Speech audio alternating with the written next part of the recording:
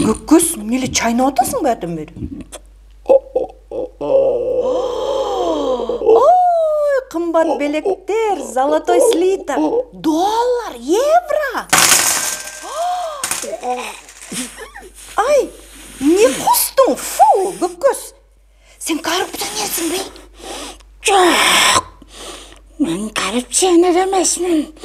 Бірақ құшыл сөзді қанда құшқымелі келет. 2 жылдан ашық ұшыл сөзді құлағым жалған сайын аваң арыға таң қаламын. Сөздің құсыры жаман.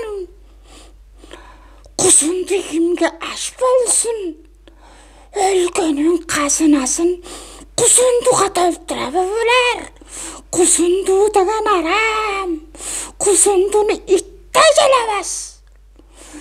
Егер аваңардың ақыл сөйсөгінде интеллект болғанда, сөз бағып ой баққанда, ақыл сөйсөгіндегі берметтей ақылынан берметтей жарқын ойлар төгілмек. Қазынаға қайтаралы десе болбайт беле. Қазынаға төктірелі десе болбайт беле. Егер аваңардың ақыл сөйсөгі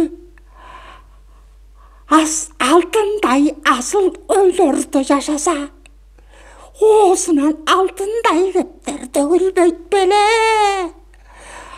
Ақылында интеллект болбаған адам сөзін қабайт тұра.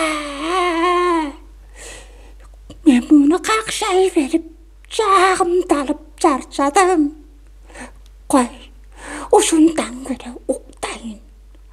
Асылер болса қақылайындар. Рүкешке қатталып қойқыладағы.